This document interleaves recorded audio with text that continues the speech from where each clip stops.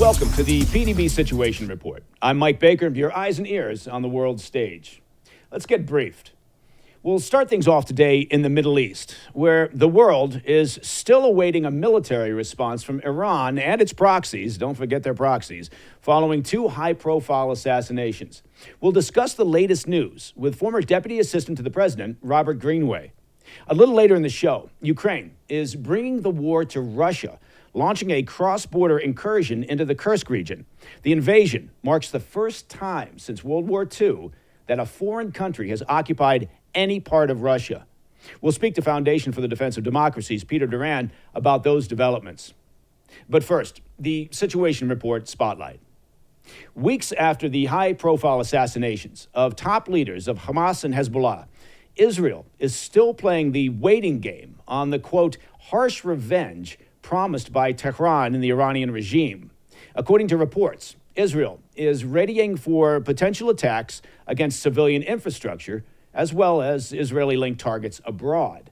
Meanwhile, leaders of Hezbollah appear to be growing impatient, with the group's Secretary General Hassan Nasrallah pledging it will respond to the killing of its military commander by Israel last week with or without the aid of its regional allies.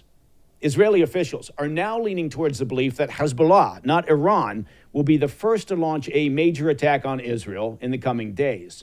This shift in expectation comes as Tehran is reportedly reconsidering its plans for a large-scale onslaught.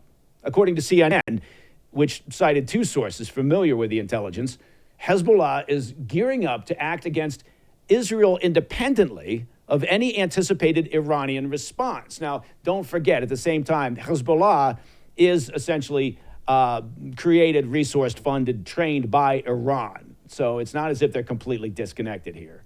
For more on this, let's bring in Robert Greenway, former Senior Director for Middle Eastern Affairs at the National Security Council. He's now the Director of the Heritage Foundation's Allison Center for National Security.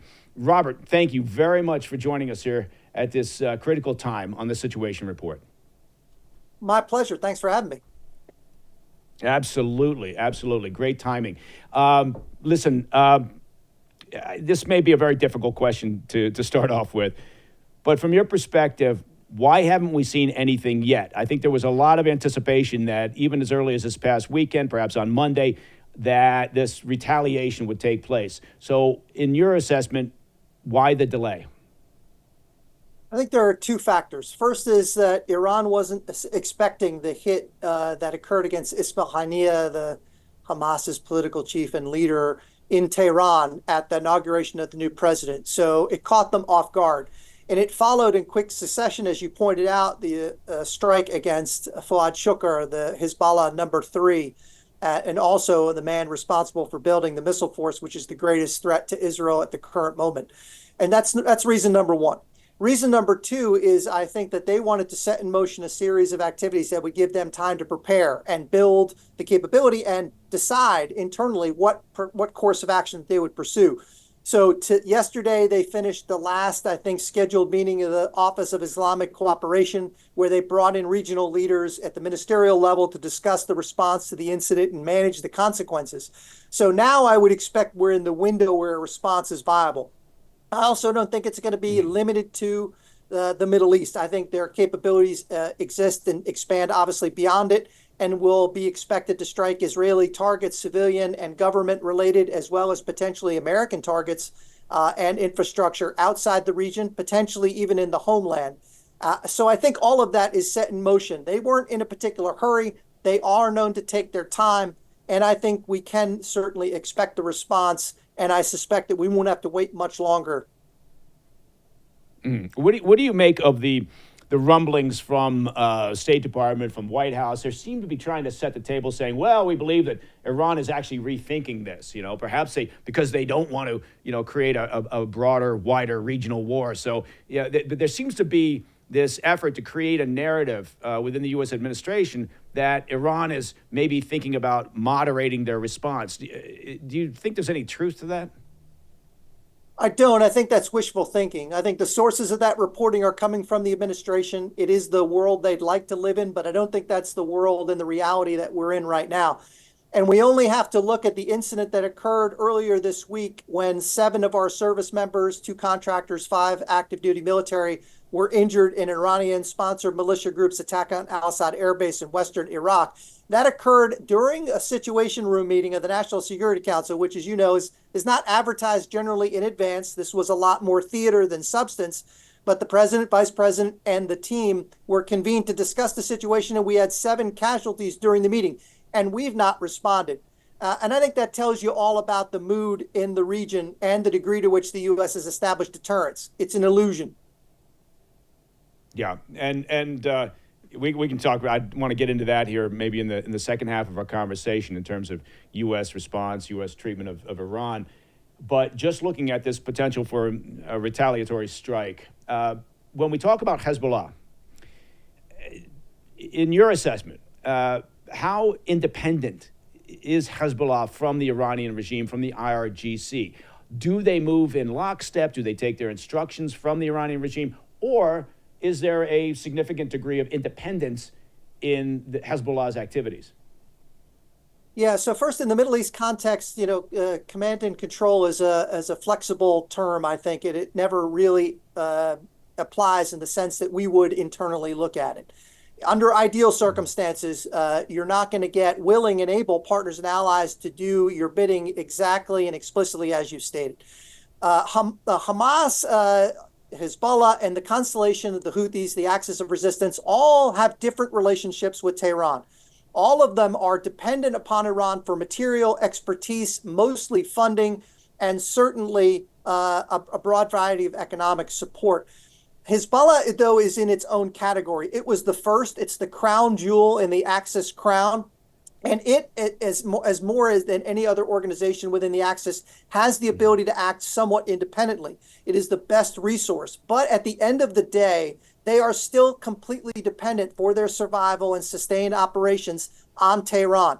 And so it is a bit of a give and take. I would add that Nasrallah, as a leader, also has a unique relationship in that, along with Soleimani before he was removed from the battlefield prudently, exercised a great deal of autonomy. Nasrallah also occupies a position where he has significant influence even within the Iranian system. And so he and the organization he sits on top of has a degree of autonomy, but at the end of the day cannot exist independently of Tehran.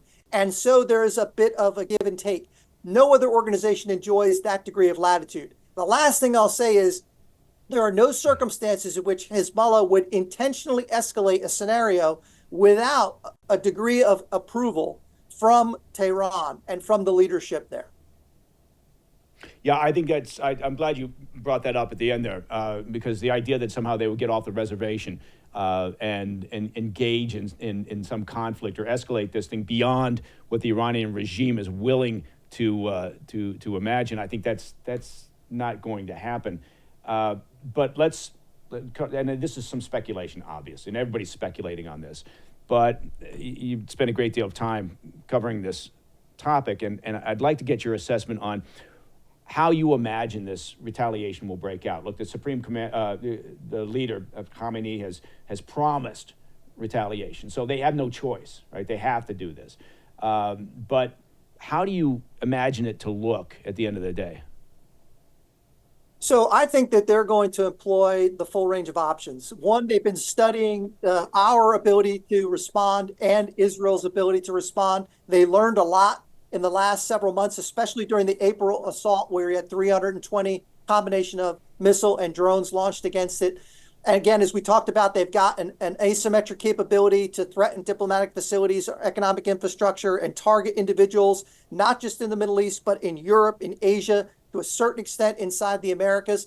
And so they have capabilities, and I suspect they're going to employ them in combination. And that's what the Axis was designed to do, to impose costs to deter or to respond to a strike against Iran. And that was the original purpose. Now it's being used since October the 7th in an offensive way. So the direct answer to your question is, I think it's going to be sequential.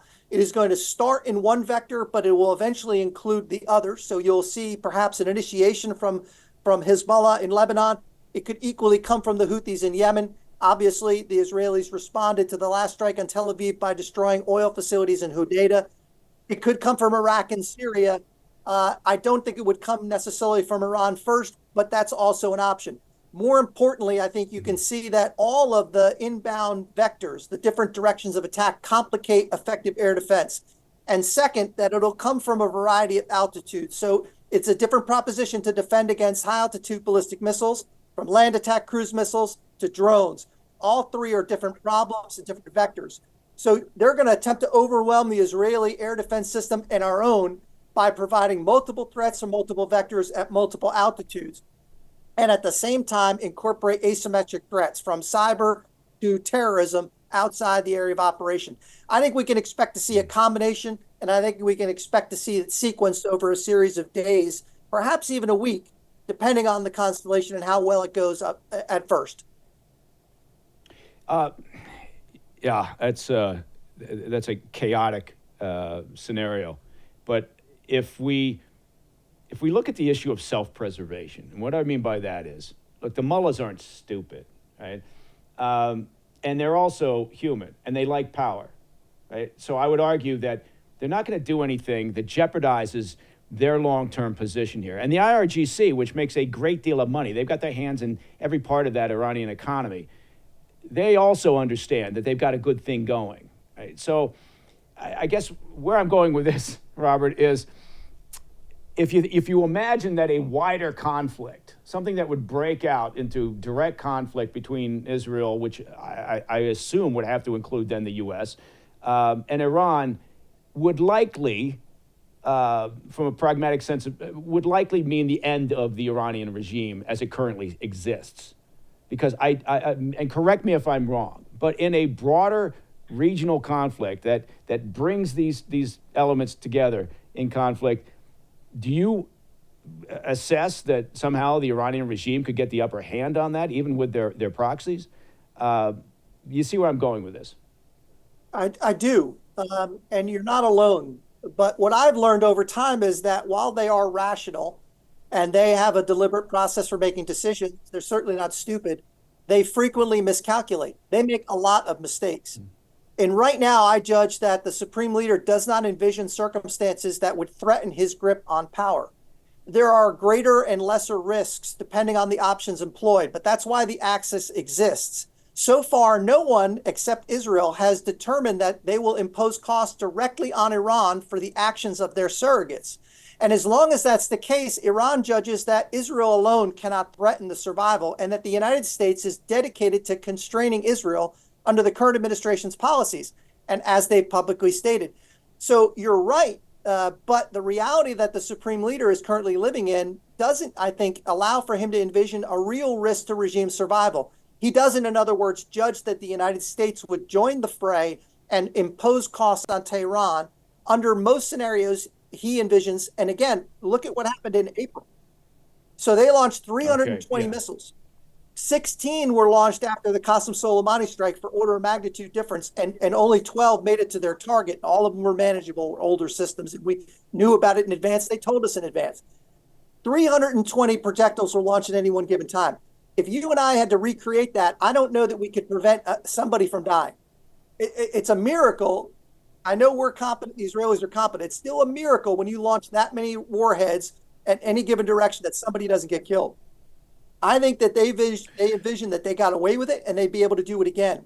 And we led them to believe it. So I think that they're likely to miscalculate here. Yeah, no, that's fascinating. I want to pick right back up on that, Robert. But first, we've got to take a break. Robert Greenway, stick around. Okay, we'll hear from our sponsors, and then we will be right back.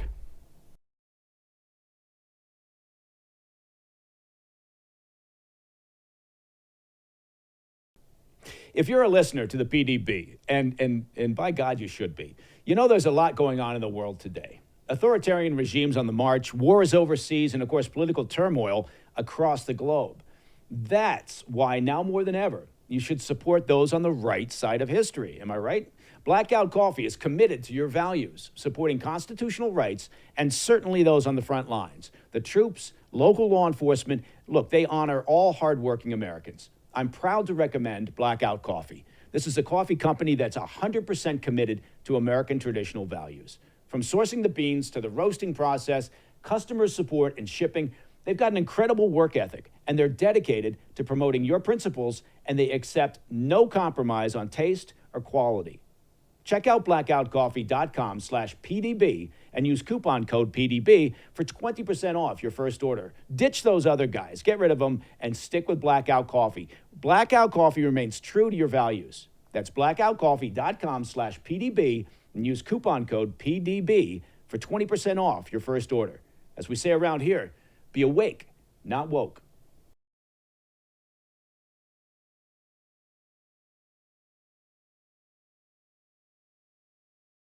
Welcome back to the PDB Situation Report. Let me bring back Robert Greenway. He's a former senior director on the National Security Council and the director of the Heritage Foundation's Allison Center for National Security. Robert, before we went to break, you were talking, and I was learning about the more recent strike that Iran conducted on Israel and the size and scope of it. But also, and you mentioned this, the fact that it was telegraphed. And it was telegraphed, obviously, for a reason, because they were trying to limit the potential for an escalating conflict. So by advising the Saudis and others, they knew that intelligence, that information would make its way to the U.S., to Israel, and there would be a purpose to that. Whatever this retaliatory strike will be, as a result of the killing of Khamenei in Tehran, do you imagine that they will go through that same route, or will they say, no, there's no more telegraphing of this? Well, I think there's probably been some debate internal to Iran on the degree to which they want to inflict damage and therefore the degree to which they want to telegraph this. I think they've come to the conclusion that they could accept more risk ultimately. And so what I would expect to see in a not necessarily a repeat, but on a reprise of what happened in April, a response to the Khamenei assassination, is a less telegraphed event that is sequential and designed to really stress the United States and Israel's integrated air defense systems more than was done so in April. So they're going to turn it up a notch or two in order to evaluate, because each time they do this, they want to learn and they want to stress the system continually, because ultimately they want to prevail. They want to ensure that there's as close to zero intercept as possible. They know they'll never get there. So I think they're going to ratchet up and increase the risk because they think they can get away with it. That's just the way they calculate. Okay. Is it fair to say, I'm going off the reservation here a little bit now, is it fair to say that there is no short, mid, long-term peace and stability in the region as long as the Iranian regime in its current form exists? Fundamentally, that is correct. As long as they are there, it is a question of the resources available to them and the cost associated with mitigating and containing the risk. But there is never zero risk as long as they are there. They will be a force of instability. The question is the resources they have access to. If they have little resources, they're a little threat. If they have a lot of resources, they're a great threat. That's the fundamental equation. Okay. And they have managed to make their way through sanctions. They have managed to maintain relations, and they're deepening their relations with Moscow and others. And even the current U.S. administration has been playing softball with them since President Biden took office. You could argue. Some people may argue the opposite. But look, I guess where I'm going, the confusion I've always had in my mind, and I understand, nobody wants war. Right? But everybody wants peace in the Middle East. Everybody bangs on about that. Everybody talks about, how horrific the situation is, as an example with Israel and the Gaza conflict and what Hamas did. But Hamas, again, another creature of the Iranian regime. And so I've always been a little bit, interested in this notion that, oh my God, we have to prevent a wider conflict here. We certainly don't want to get into a direct conflict with the Iranian regime. While at the same time, there does seem to be a general acceptance of the idea that the Iranian regime is responsible for most of the instability and instability in the region.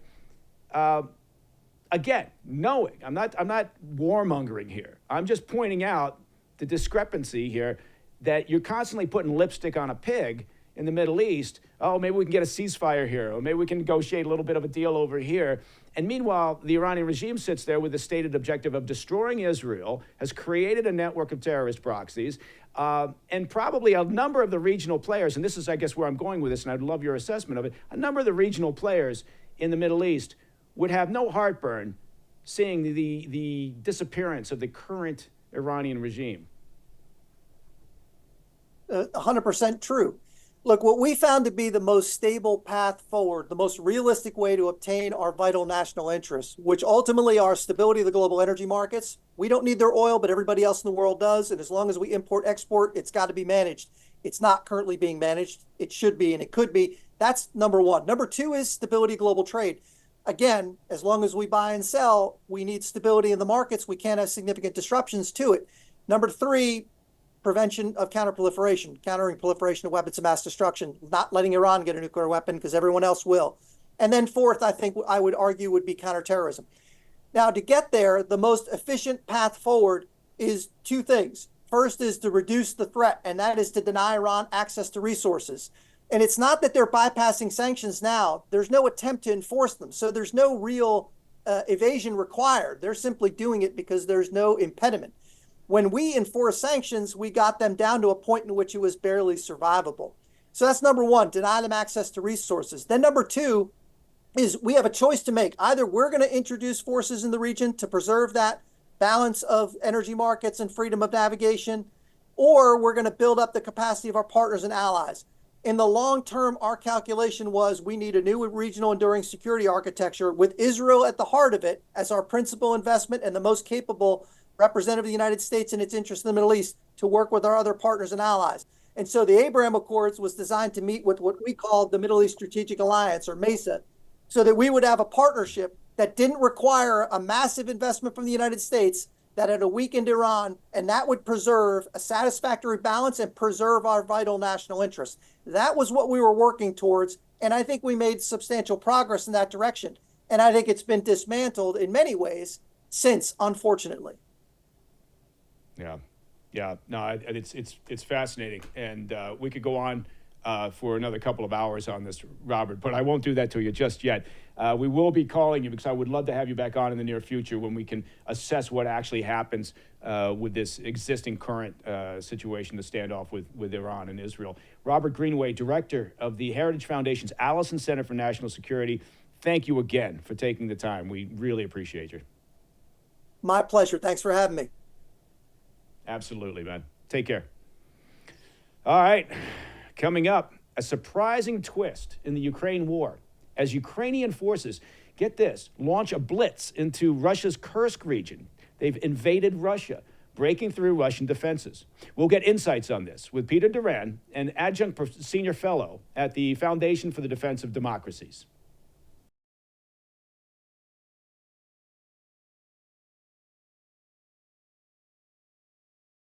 If you've been paying attention to the financial news, and you really should be in today's turbulent times, experts are beginning to express concern that the U.S. dollar may lose its status as the world standard. Have you been reading about this? Look, the warning signs are there. Saudi Arabia ending the petrodollar, Russia replacing U.S. dollars with the Chinese currency for their trades, and BRICS nations attracting countries and trying to get them to move away from the U.S. dollar. The global de-dollarization trend, as we call it, is accelerating. And in times like this, with the ups and downs of the economy, gold is security. Call the proud Americans of the Patriot Gold Group today, before it's too late. Mention PDB, and you'll always get best-in-class service from Patriots protecting Patriots. Patriot Gold Group has the no-fee-for-life IRA, where your IRA or 401k can be in physical gold and silver. And you may be eligible for the no-fee-for-life IRA on qualifying rollovers. Call 1-888-870-5457 for a free investor guide. Patriot Gold Group is Consumer Affairs' top-rated gold IRA dealer for 7 years in a row. That's a lot of years in a row. Call 1-888-870-5457.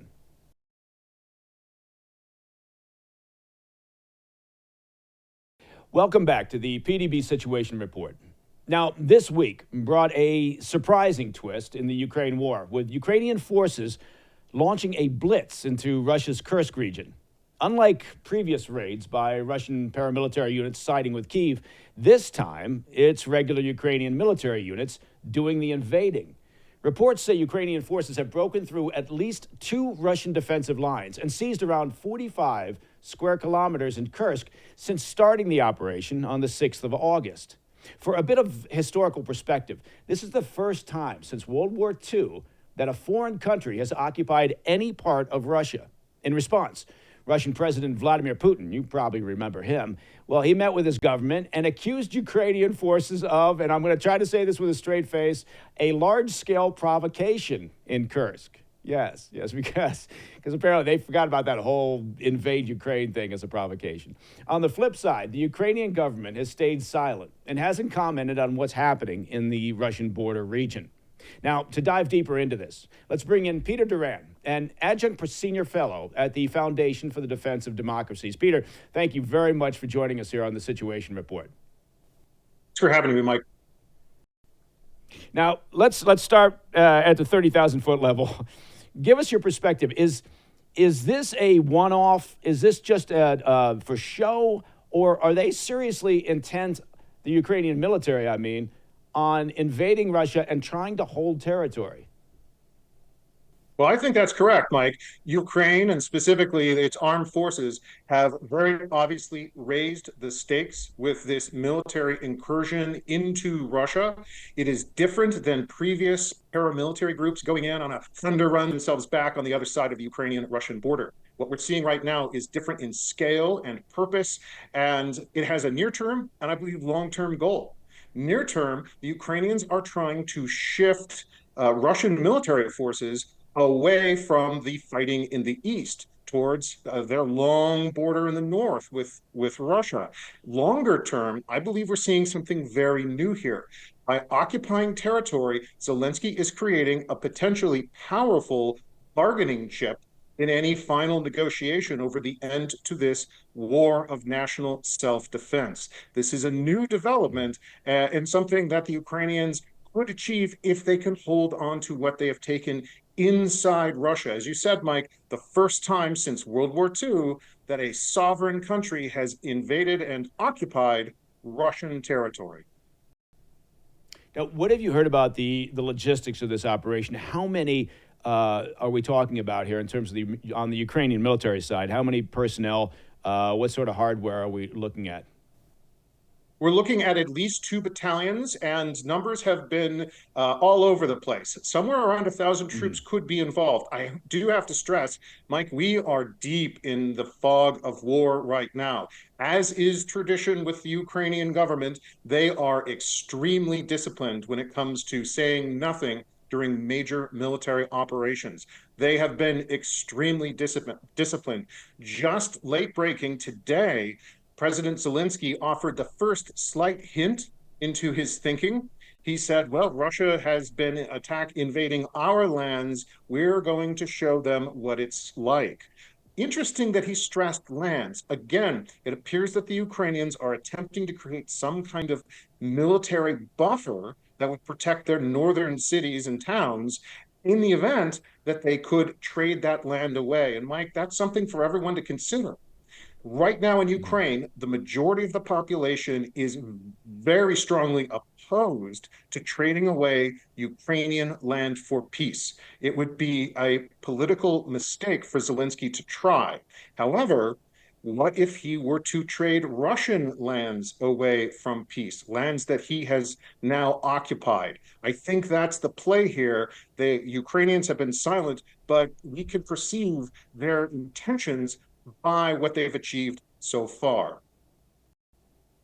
How far are we talking into Russian territory? How many miles, how many kilometers are we talking about? As of earlier this morning, and again, we are in the fog of war, the Ukrainians had made it at least 6 miles, definitely 6 miles into Russian territory. Some reports, unconfirmed from Russian sources, Russian military bloggers, indicate that perhaps Ukrainian forces have made it farther along. They very clearly look to be moving faster than the Russians were ready for. And that's an important lesson here, Mike. The Ukrainians took a page from Sun Tzu's Art of War. Attack where your enemy is weak, use surprise, and take as much land as possible before they can respond. That's what we're seeing. And it's been well supported with indirect fires, artillery, and logistics. This was well planned and executed.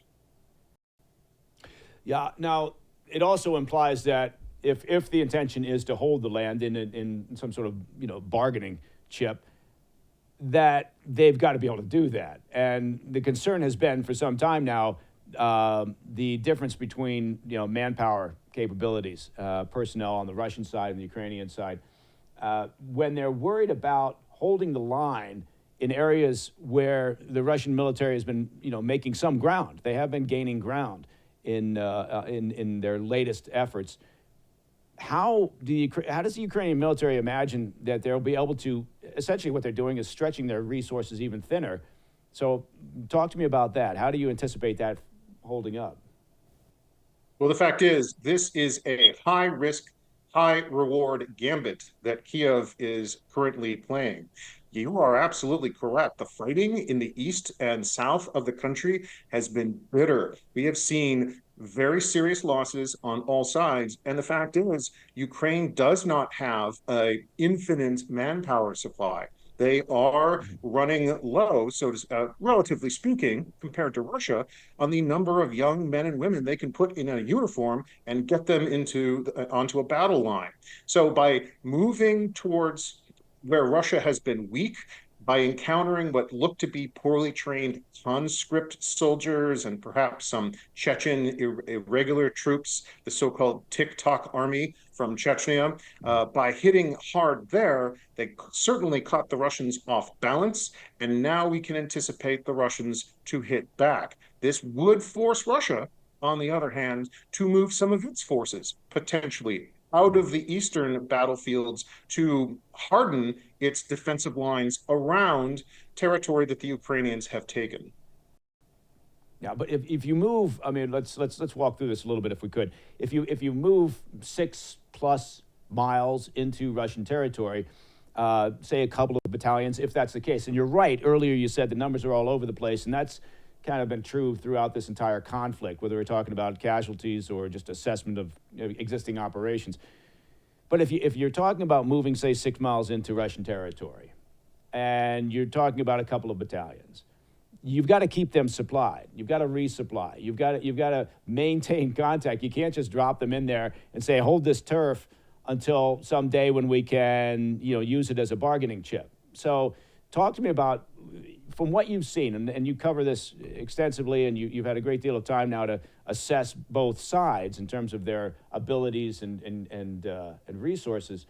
Talk to me about where this, from your perspective, will likely go. Again, I keep looking at this and thinking maybe it's a one-off. Maybe it's a bit of a dog and pony show to try to, stick a thumb in Putin's eye. Yes, it's a distraction. Yes, he's going to have to move some troops. But I'm just wondering that the long-term viability of this seems at odds with reality. I think the Ukrainians are very clearly thinking ahead to, say, 6 months from now. What if there is more pressure from the next presidential administration to force all sides to a negotiated settlement? The Ukrainians, as I said before, there is a political and military dimension to this fight, Mike. The political dimension cannot be underestimated. I think there is some thinking that they needed a bold gambit at this point to take Russian territory, to invade, have this invasion or incursion into Russian territory, hold what they could, and perhaps aim to trade that away. This is shaping up to see a Russian counterattack. Just before we went on, some, again, Russian military bloggers, unconfirmed reports, and voices from inside the Russian government indicated that a counterattack was underway. We may have seen the opening of an additional front. If the Ukrainians can hold it, they will have an advantage for the end game. And I think that's what's driving this. Need, urgency, and a view towards how this fight is ultimately resolved, Mike. What do you think is the manpower advantage for the Russian military at this stage of the conflict? This is a question many people have asked. I actually looked into it. It's not so much the raw numbers. The raw numbers definitely go to Russia's advantage. Russia simply has a far larger pool of young men, fighting-aged men that it can put into a uniform. The catch is how hard the Russian government can squeeze its own population without hitting a major political blowback domestically. Think back to the autumn of 2022, after the expanded invasion went sideways on Putin. They started running out of troops, and they initiated I'd call it a tentative recruitment and conscription drive, and they saw immediate and severe political backlash to that effort.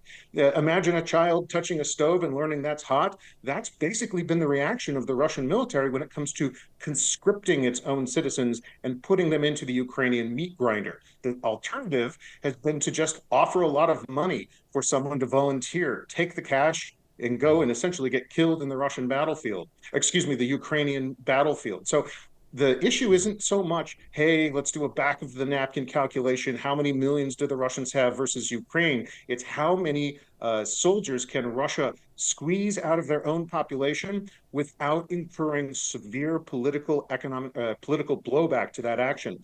I don't think the Russian government knows, but we do know they are very worried about squeezing too hard. Yeah, I think we've already seen a fair amount of pushback from the Russian population, and the longer this goes on, you can't help but think that, that's got to be part of Putin's calculation in terms of possibly approaching the negotiating table. Peter, if you'd stay right there, we've got to take a quick break because we do have some terrific sponsors, but we'll be right back with Peter Doran from the Foundation for the Defense of Democracies.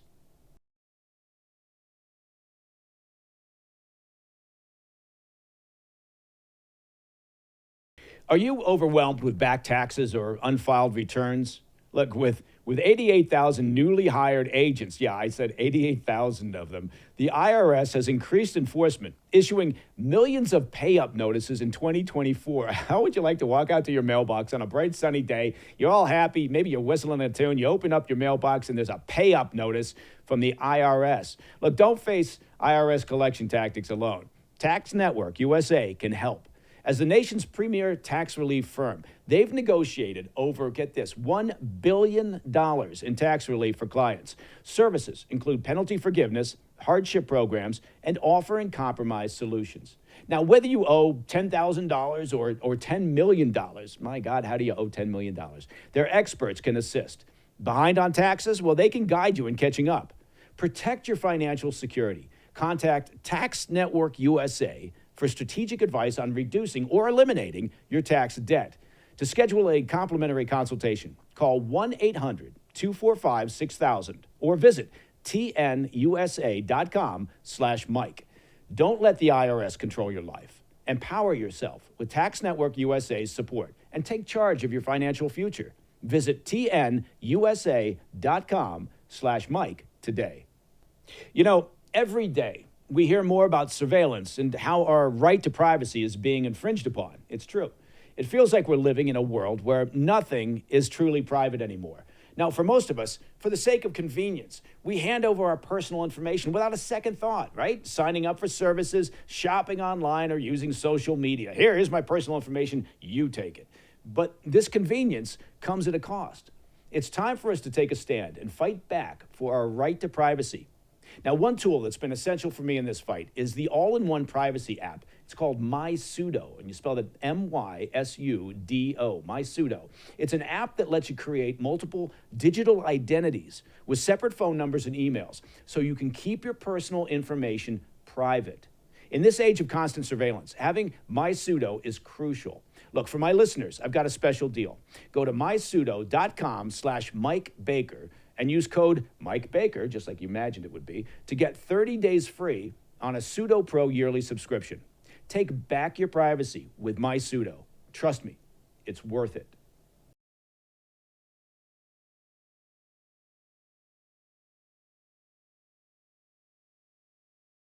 Welcome back to the PDB Situation Report. Let me bring back our guest, Peter Doran. He's an adjunct senior fellow at the Foundation for the Defense of Democracies, and we're basically knee-deep right now in the Russian-Ukraine conflict. Peter, let's talk about another aspect of this incursion by the Ukrainian military into Russian territory, and that is the U.S. perspective on it? There's obviously sensitivity at the White House and at the Pentagon over the use by the Ukrainian military of U.S. hardware, munitions, and weaponry. What have you heard about that? How much pushback might the Ukrainian military get for this? Because this is no longer firing a missile towards Russian territory to take out, munitions coming in towards Ukraine. This is actually boots on the ground holding territory in Russia.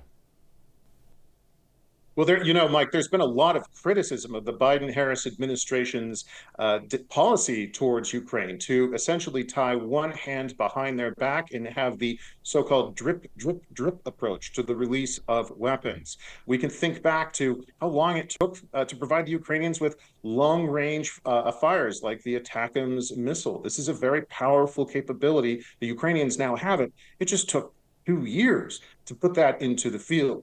So this has been the general approach. I will flag that the Ukrainian military operation into Russian territory appeared to have caught most of the U.S. government on the back foot. We saw the State Department admit we had no idea this was going to happen.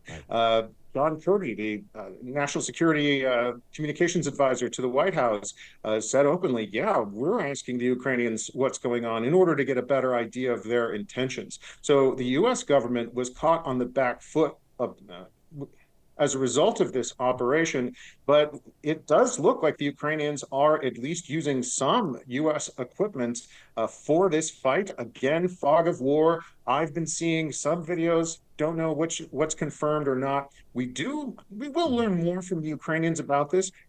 Bottom line, the U.S. government has not screamed bloody murder yet about the use of Western equipment in this operation. That's significant. Yeah. Do you believe the White House? Do you believe the State Department when they say, we had no idea? Or are they just is that kabuki theater? Are they just, acting as if they had no idea? Not that I give them a lot of credit for being able to do that very well, but to what degree do you think perhaps there was coordination and they just want plausible deniability to say, hey, we had no idea? Sorry about that. I think it's the latter. Plausible deniability is the phrase of the day when it comes to this operation. It's very difficult to assemble that many military personnel, that much equipment, having your long-range fires right there on the border, ready to provide artillery cover to Ukrainian troops as they move into Russian areas. It's very difficult to hide that from our eyes in the sky, let alone from our close relationships with the Ukrainian military. So I think plausible deniability is key here, especially since we're dealing with a nuclear-armed state like Russia. It's better for the United States to claim ignorance now and pretend to go sort out the questions. Now, if the State Department and the White House are being honest and they had no idea, well, that shows the Ukrainians were really able to maintain intense operational secrecy in advance of this incursion. Yeah, maybe they were just confused over who to coordinate with at the White House. They're not sure who's in charge. That could be part of it. Good question.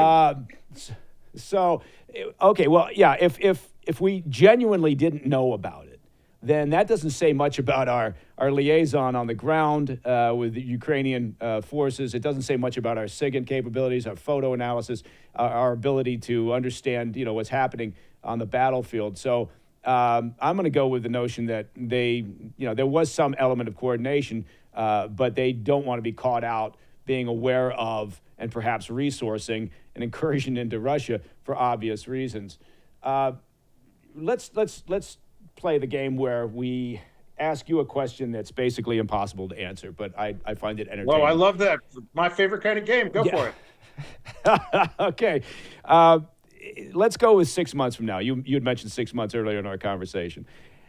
Where are we in this conflict in, say, 6 months' time, from your perspective?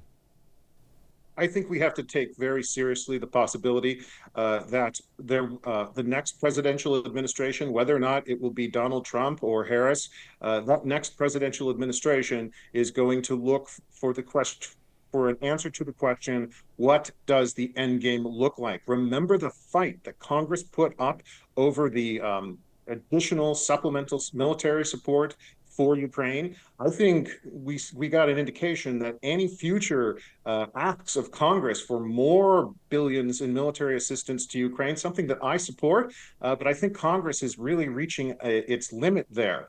The Europeans have stepped up, good for them, but without the United States Congress providing additional billions of dollars to keep Ukraine in this fight alongside with our allies, I think either the Harris or Trump administration are going to be looking for some kind of negotiated settlement. Trump has said he will solve this war on day one, possibly, but I think there's some more complications involved. But again, that's wait. You're saying we may not be able to solve this conflict in one day? I think it might be more difficult, but Trump likes to use rhetorical hyperbole to underscore a deeper point. I think that's what he was saying. And that's why I just see this move to grab and hold Russian territory as a new kind of chip at the negotiating table. It's also been very politically damaging, Mike, to Putin. Remember, Putin's whole regime is predicated on the promise, I am the one who will keep you safe. I'm the one who makes Russia strong and provides for your security. Now with this occupation of Russian lands, we've seen the second time in 6 months. The first was a shocking terrorist attack, unrelated to this event, but a shocking terrorist attack in Moscow 6 months ago. That rattled a lot of people. It showed that Putin's narrative wasn't true. And now this event, there are a lot of Russians in the Kursk region who are asking themselves, is Putin really keeping me safe? My home just got bombed. I had to flee with my pets. Yeah, from your experience, look, it's not 30 years ago, right? Information is not as tightly held and controlled and controllable inside of Russia as it used to be. But from what you're seeing, how aware is the general Russian population as to what's happening over the past few days? Telegram has been a game changer. So social media apps many of them are tightly restricted, but Russians have access to their own social media platforms, Telegram, Periscope being another one. They're actually getting information out. Not all of it's confirmed, but the open intelligence community has gone through and verified some of these videos and claims that Russians themselves are making on social media. Telegram's a big game changer. Even though the state dominates the airwaves, news still travels and facts do get out, Mike. Okay, another impossible question for you before we have to wrap it up. Did I win on the first one? Fire away.